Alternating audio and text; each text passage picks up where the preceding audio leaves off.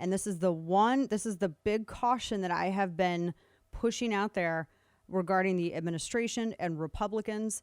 You got to get Republicans in line with this. You got to get them in line with this. Joining me right now on this, and of course, obviously, impeachment, is Congressman Chip Roy from the beautiful Republic of Texas. Congressman, thank you for joining me. And I appreciate, too, what you said in here, because I think a lot of people sort of forget where the power of the purse lies. It's not in the office of the executive. Dana, you're exactly right. First of all, thanks for having me on. It was an interesting, hearing where we're sitting there talking to the CBO director, talking about this massive amount of debt that's piling up. And I was intrigued by watching all my Democrat colleagues. And let me be the first to say this is a bipartisan problem, the spending problem. You know it, I know it. Mm-hmm. You and I have both been complaining about it. We're mad at Republicans, whether it was House Republicans failing to do their job, and whether this administration could do more to push hard on spending. But the just absolute hypocrisy of Democrats to complain about our current debt and deficit situation while rampantly driving up spending was something that I felt was really important to point out. And that's why I was asking very simple questions to the CBO director. Where do House bills, where do spending bills originate? Well, they originate in the House of Representatives. And, well, wait, did you follow the president's budget or did you spend more than the president's budget? Well, the House Democrats spent more than the president's budget. Did you increase caps last year? Well, why, yes, you did set higher caps. Did you spend to those caps? Why, yes, you did. And so, it's easy to show the American people how completely fraudulent they are about this whole issue. They hide behind taxes, and then you played that clip right there. Our revenues to the Treasury have stayed relatively consistent as a percentage of our overall economy, and they're hiding behind the tax cuts when, in fact, it's their reckless spending that's the problem. Yeah, that amazes me. I feel like I'm living in an alternate reality where idiocracy is real, that anyone could actually say, no, it's that you got to keep more of your money. That is what made us spend so much more. We need to keep more of your money so that we spend less. That doesn't make any sense. I mean, tax cuts actually give more revenue to the government. I mean, we've seen that happen every single time that there's been a tax cut. The government ends up getting more than they actually were taking in, as opposed to eras where we've had higher taxes. Well, most importantly is that when you have tax dollars, tax relief, then people are creating wealth, creating jobs. Mm-hmm. You have things like we have right now with low unemployment levels among Black Americans, among Hispanic Americans. And that's the reality of what you want. You want strong economic growth. And my Democrat colleagues were totally fine with, anemic 1% growth under Obama, and we're trying to break out of that and break free. That's the real narrative here is how you do that. But here's the real part. This is also about the utter, elitist attitude of these folks, that they know best about what you should do with your money and your life. Yesterday, there was some tweet about some guy who bought a $6 million Super Bowl ad to thank a veterinarian for saving his dog. Now, maybe that's a little over the top in my world. I don't know. But you know what? It's his money. God bless him. All these people are going out there saying, you could have saved, world hunger with $6 million. You could have done. See, these guys, they never find some way that they can't go spend other people's money fast enough, right? They just know what's best for everybody else. And that's what drives me nuts. It's like Rick Wilson on CNN the other night, right? Making fun of all of us dumb hicks that we don't know what's up. And they know how to tell us how to live our lives. Well, thank goodness, Congressman, that we got them there people up on K Street that can come and help us out. Otherwise, what would we do down here in Texas? Yeah, with all of our guns and our religion. Woo, I know. Yeah, that was something else. And let me ask you about that, too, as we are watching all of the stuff unfold with impeachment, because already when I look at some of the early polling and when I also look where Democrat voters are, it's amazing when I look and see how socialism as it is encapsulated in one candidate over the other, like Bernie Sanders in Iowa and New Hampshire, who's doing incredibly well. I feel as though Democrats have created to this gap that has widened between the more moderates of their party that have been persuaded previously by Trump to vote Republican because they want to enjoy tax cuts. They want higher wages. They want lower unemployment. They want improved relations as it relates to trade and manufacturing. And they're getting all of these things, as we've seen. And so they're happy to vote for the president. And then they look back at the party that is supposed to be trying to woo them. I don't know. If it's not Joe Biden telling them that he doesn't want anybody to vote for him, then it's Sanders and Warren and everyone else. They're either impeaching the president or they're talking about how much money of ours they're going to take and all of the new laws that they're going to pass. This has created such a polarized. They've polarized, and I think that they've just jettisoned all the moderates out of their party at this point. And we're kind of seeing this play out in some of the rhetoric as it relates to impeachment as well. What do you make of all of this and this temperature check that we're seeing in D.C.? Because I mean, really, it's not a trial. It's just a measure of, I think, polarity.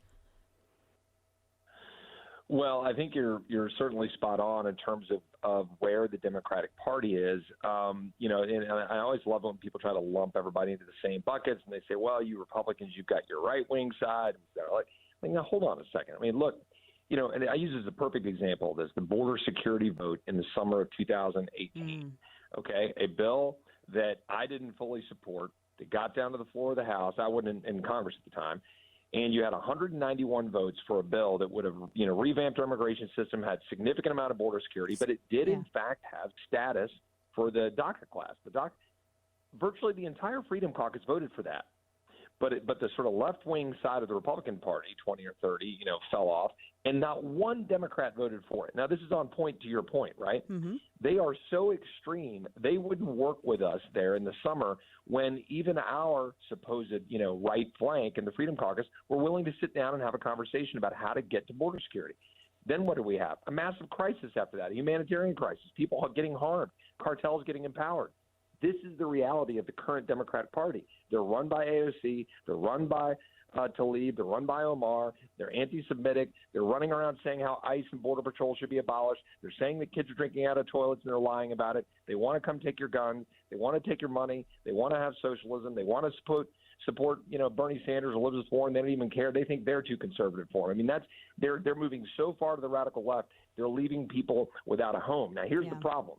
Republicans need to step up and give them something to be for and stop playing the crony, capitalistic, big government.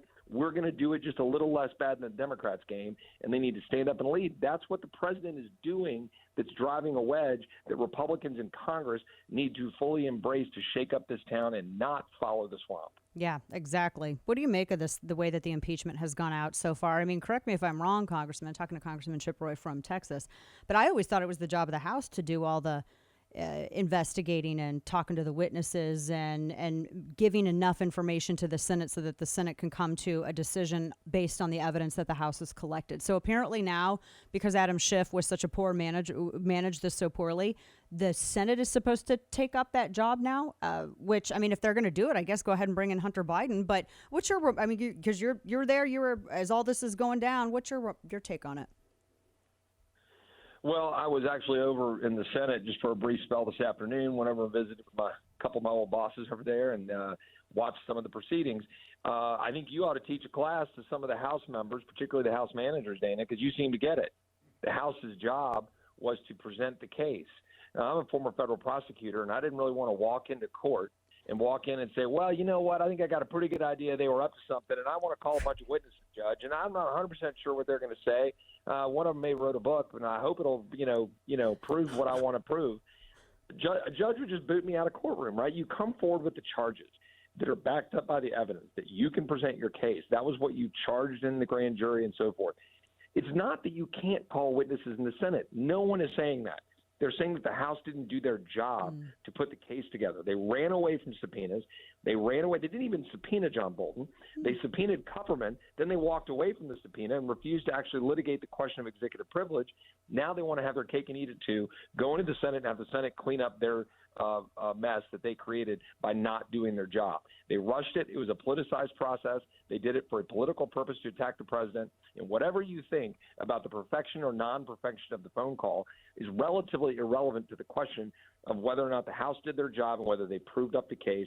And in this case, I think they've fallen short. And hopefully this will all wind down this weekend so we can actually go do our job and focus on spending and the border and our men and women in uniform and so forth. Yeah. And to that point, last quick thing here, because you released a statement Tuesday, because if they're not carrying on with the impeachment trial in the Senate, then you also have Democrats amending H.R. 550. It's the No War Against Iran Act, which I don't think anyone was ever, I don't think that the administration was going to go to war anyway, and to repeal the authorization for the use of military force against Iraq resolution of 2002. So you and I had talked before about how previous resolutions and the use of force and that authorization for the president, absolutely go back and review this stuff. But what we've been hearing from a lot of Democrats is just let's go ahead and just remove that authority entirely from the president and let's just change up the Constitution.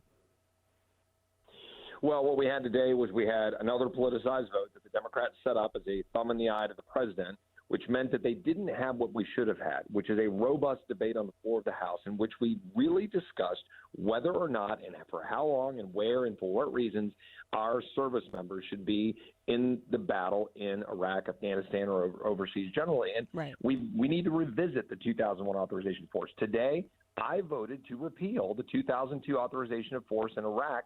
I voted no to deal with the Iran a resolution they were trying to do, because right now it's important we send a strong message to Iran that we're united against their tyrannical, evil regime. And I think we had a handful of Republicans that did that. The president yesterday tweeted out, you know what, guys, vote according to what you think.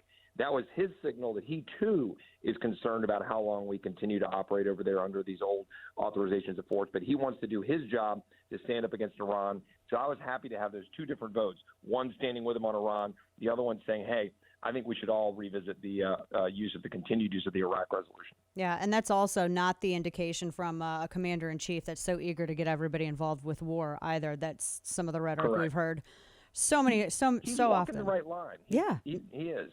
Yeah, being very, very cautious about it, which is good to hear. Congressman Chip Roy, always such a pleasure to have you. Appreciate what you're doing in D.C. We'll keep watching as this show hopefully wraps up Saturday, and I'm sure we're going to have more to talk about soon as it does. Thanks so much for joining us.